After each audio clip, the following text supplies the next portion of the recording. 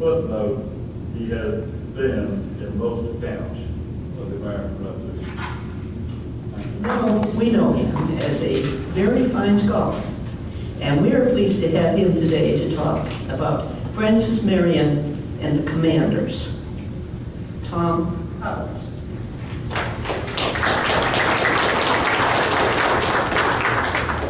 After that, I'm not sure whether to say thank you or not, Chris. Talking about getting on the stage is really not that much different sometimes, so I guess perhaps that's something I could be thinking about. My paper's too long already, so without too much further review, I think we're going to start with it. However, it is entirely possible I'm going to be stepping on some of Dave Nealon's work. What we've been talking about prior to this indicates there may be some overlap, and we may see some things differently, which would be interesting if we do. Sorry if that goes that way. Let's just see where it leads. Francis Marion is often cited as an example of the resistance to British authority in South Carolina in the months following the fall of Charleston. This is misleading. But Marion was hardly typical of that resistance. One of the things that makes his case unique is the complexity of command relationships which linked him with higher authority. We don't often think about Marion having higher authority. In popular mythology, he acts alone, embodying an outraged people's spontaneous resistance to invasion and oppression. Those who study him more carefully quickly learn of his cooperation with Henry Lee's Continentals later in the period. Some even know that he worked in close harmony with Nathaniel Greene Continental Army in 1781. Beyond this, bits and pieces emerged to reveal a possible pattern of independence, slowly yielded to Greene until by the end of the war, Marion is depicted as thoroughly integrated and subordinated into Greene's Continental campaign. And of course, we heard yesterday that when Greene occupies Charleston, Marion's men are not even invited to participate. So you've got something going there we can begin to see a bit. The truth is really much more complicated than even Marion neighbors have told us. This paper will attempt to reveal some of that truth, first by providing a little background, then by investigating Marion's relationships with his various commanders in 1780 and 81, and finally drawing a few tentative conclusions. I think the most important thing to remember is that Francis Marion was and never ceased to be a Continental Army officer. He never yielded his commission as Thomas Sumter did. Prior to the fall of Charleston in May of 1780, Marion's experience in the Revolutionary War had been within the context of a regular army. He began with an appointment as captain and company commander in the newly raised 2nd South Carolina Regiment, and I want to say here, the 2nd South Carolina was not Continental. It wasn't the Continental Army when they first get started on this. It is a state force, but it is a regular Army force. Professionals, full-time, barracks, uniforms, the whole 9 yards, as we sometimes say. So the fact that he's working for a South Carolina unit does not mean this is militia or anything like that. He began with an appointment as a captain and company commander in that regiment, rose to command it. When it was turned over to Continental service in 1776, it did become part of the Continental Army. He became a Continental Army officer, and his commission was with the Continentals from that point on. The fall of Charleston did not change this, but it changed dramatically the context within which Marion was to function next. And at this point, I think it's worth reviewing that context. For one thing, states had consistently denied to Congress the power to place state troops, whether militia or volunteers, under the command of Continental officers. I think you can see a little bit of a stumbling toward union that's going on in this process, because the union is not something that just popped up there in 1776. Even the legislature of South Carolina in its most desperate hour held on to this power. With the British Army closing in to besiege Charleston, the legislature adjourned until whenever it was able to meet again, if ever. And in the meantime, delegated to Governor John Rutledge all the power that the legislature normally exercised, with 3 exceptions, one of which was that the governor could not subject South Carolina's militia to Continental discipline. Congress itself lacked any power to override such sentiments, and again could only, and God, you're going to see this phrase when you look in the documents until you're sick of it, earnestly recommend that state forces be placed at the disposal of Continental commanders when the latter operated nearby. Compliance with this was inconsistent, and as will be seen in the case of South Carolina in 1780, it was nearly non-existent. For another thing, the South Carolina militia organization had completely collapsed. Militia is not a rabble. Militia is not a bunch of volunteers. Militia is a legally organized military force made up of part-time soldiers legally obliged to follow the orders of their officers, to turn out when commanded, to drill, and all these other things. It's part of the legal government structure of the state. It's not just a rabble grabbing a gun to go fight. And that had all collapsed at this point, along with all the rest of South Carolina's government. The articles, remember, the legislature had dispersed. Rutledge was now in exile. There's nothing left. The articles of surrender at Charleston had provided that Continental officers and men be confined to prison until properly exchanged. Militiamen who had surrendered at the same time, however, faced a different fate. If they would take an oath of allegiance to the crown, surrender their arms, and take no further part in the war, they could go home and live unmolested in peace. Many did. Those who refused the oath, like Militia General Richard Richardson, would join their Continental colleagues in prison. But the entire South Carolina organized militia had not been at Charleston, but remained scattered throughout the state. Some were not even embodied. For South Carolina, law prohibited the government from ordering more than a third of the militia to any one particular point more than 50 miles from their home. British Commander Henry Clinton's strategy for pacifying South Carolina, in terms of those militiamen still at large, was to offer them essentially the same deal as had been offered to those at Charleston. If they would take the oath of allegiance, take no further part in the war, they'd be left unmolested, provided they had not committed atrocities against loyalists. In essence, they were considered to be on probation and would be severely punished if, subsequent to taking the oath, they resumed arms against the crown or refused to take the oath in the first place. That, however, was only the beginning. A major part of Clinton's plan required that the population not only be quiescent, but that it function fully as a civil society. And that meant, among other things, that it must provide for its own protection and internal order. Clinton had other plans for those troops. To effect this end, he hoped to persuade militia commanders at all levels to take the oath and to remain active as defenders of their state and its public order. Ideally, the militia system would function just as before, with company commanders reporting to regimental commanders reporting to generals, the generals reporting to the governor, and all serving to protect the state and its government. The only great differences would be that the governor to whom they would report and from whom they would take orders would be a royal governor, General Charles Lord Cornwallis, rather than John Rutledge. And the state and government they would be protecting and serving would be those of the royal province of South Carolina rather than those of a free and independent state. Clinton's hopes were soon well on the way to being realized. He established posts throughout the state and from then sent out small detachments to inform the public of the requirements and to secure signatures on the oath. He placed particular emphasis on bringing he called them natural leaders of each community over to the royal side, believing that where they went, the rest of the people would follow. And for the most part, it all worked out smoothly. Georgia, I don't think South Carolina is under British occupation in August. I think it's under British occupation by the end of May. Effectively, when Gates comes in August, that doesn't really change the picture very much for very long.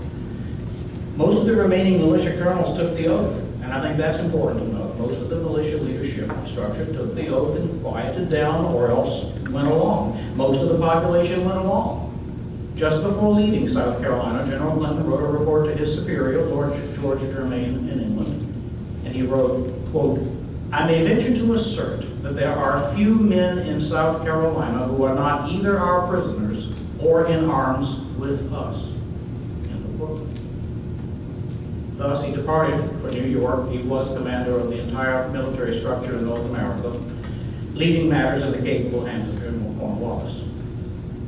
As a parting gift to the people of South Carolina, Clinton issued a proclamation removing them from probation and restoring them to full citizenship, with all the rights and responsibilities appertaining thereunto.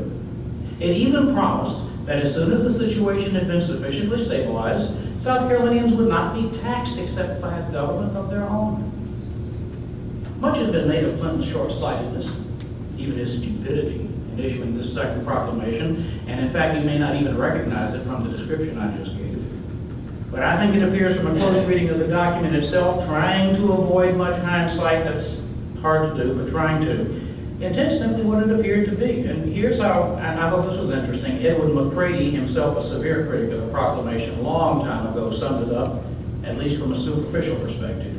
The promise of the pardon to those who had risen in arms to resist taxation without representation, coupled with the promise of exemption from future taxation except from their own legislation, was a fair proposition. It gave to the South Carolinians all that they had demanded, and that with full pardon for the rebellious means they had employed to secure it. The devil, as always, was in the details. At first, nearly everyone complied with the terms of the proclamation, but then some began to ask just what some of those responsibilities of full citizenship might mean. Perhaps Clinton had assumed that peace and order were prevailing and would continue to prevail in South Carolina. Had that been the case, this issue probably never would have emerged. But with every passing day, it became clearer that resistance was flaring rather than fading. Perhaps it would, after all, be necessary for citizen militias to take the field in defense against rebel raiders, such as those who disrupted an oath-taking at Beckhamville in early June, or those who had fled to join Thomas Sumter, Richard Wynn, or one of the other leaders who were organizing informal and irregular resistance forces. In that case, did full citizenship status mean liability to service in such militias, and therefore against those who had only recently been comrades in arms? If so, Clinton's proclamation would have an entirely different effect. In changing the status of former rebels from parolees to citizens, did it also change their obligation from staying out of the war to fighting their former fellows? In Williamsburg District, the question took on more than theoretical importance. When a British force arrived in Georgetown and began securing signatures on the Oath of Allegiance, and before they moved inland as far as Williamsburg, citizens of that district held a mass meeting to decide whether to react as a community, and if so, whether to accept Clinton's offer. The decision appeared to hinge on the very issue of whether active militia service would be required of oath takers. So they sent a representative to Georgetown to get a clear answer to that question. There's a big story in here, but I don't have time to tell it, but I'm sure you've heard it. The representative, John James, returned, and if you haven't heard it, I know Joe Stoops will bring it up tonight, returned with the news that the officer in charge there had stated in no uncertain terms that signing the oath did mean accepting the obligation to bear arms for His Majesty. Further, those who did not sign would be considered rebels and liable to arrest and punishment. The officer even said if it were up to him, he'd hang them all. In the words of the British officer, the submission must be unconditional. Most of the people of Williamsburg, and by this I mean the male property-owning, voting citizen people, decided to refuse the oath. And the pardon that came with it on those terms. Even some who had already taken it decided that they had done so with the understanding that they would be able to just sit out the fight and had not known they were obligating themselves to, quote, take up arms in support of His Majesty, end of quote, and so could not fairly be held to it. A subsequent public meeting did resolve to take up arms, but not in support of His Majesty.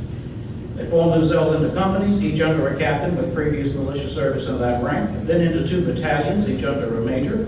It must be stressed that these units were organized under the authority of the mass meeting and not under the militia law. Legally, they served no government, not even a rebel one. But they did send a message to General Horatio Gates offering their services and asking that he appoint a Continental Army to command them. Gates represents a third element in the context.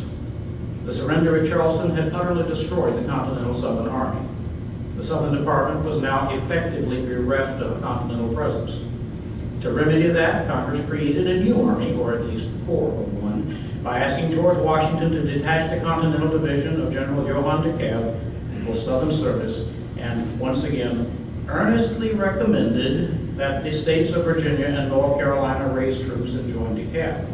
To command the new army such as it was, Congress named Gates and ordered him to proceed immediately into South Carolina to deny any control of it. It's into this spider web that Francis Marion rode, as he, having escaped capture at the surrender of Charleston, traveled north in search of a Continental Army commander to whom to report. I doubt he was given much thought to any of this at the time. He was a Continental officer. He expected to report to a Continental officer. He expected to be assigned to duty with Continental troops. He needn't have bothered about the rest. But the address was about to bother him. Sources differ on just when he found DeKalb and Gates, but there's no dispute at all that soon they were all together headed to South Carolina. Gates's daily orders in his orderly book show that Marion and his little group of followers usually rode at the head of the column, right with Gates himself. I found no concrete evidence of this, but it seems most improbable that the two were not frequently engaged in conversation, probably extended conversation, riding all this time on this march. If, as some have suggested, Gates did not like Marion and wished to be shed of him, he could easily have placed him somewhere else in the marching order. I suspect rather that Gates consulted with Marion about the country into which he was marching, and I suspect he valued the Carolinians' input.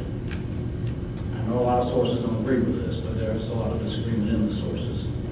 A logical assignment for Marion at this point probably would have been to Gates' staff.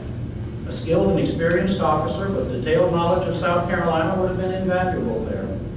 Indeed, Gates had already secured the services of another such officer, Major Thomas Pinckney, brother of Charles Cotesworth Pinckney, in just such position.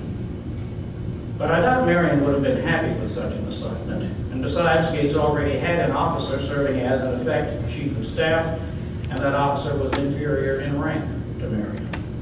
Further, Marion was accustomed to commanding troops and was exceptionally good at it. But there wasn't any opening for a South Carolina Continental Lieutenant Colonel, a rank normally associated with command of a regiment, in a division of Maryland and Delaware men. Besides, another alternative had presented itself.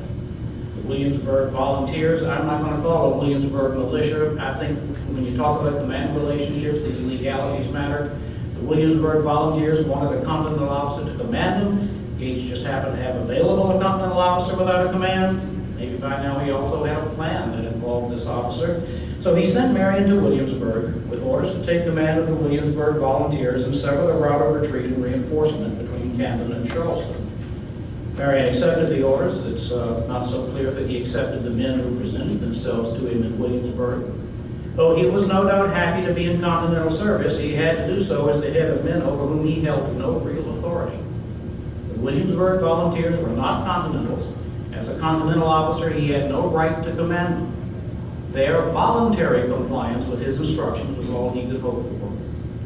Fortunately, they were willing to give him that. But he needed more. He needed men who'd always be there. He needed a disciplined force in being, capable of instant action and reaction. Instead, he found an ephemeral organization filled with men who appeared and disappeared as it suited them. He could not force them to remain if they wanted to go. He could not compel them to turn out if they did not want to turn out. You can see complaints about these things in all his letters. This was like another world compared to his 2nd South Carolina Regiment, whose men obeyed instantly his every command or suffered for their insubordination. Judging by his orderly book, his favorite tool of discipline was the whip, liberally applied.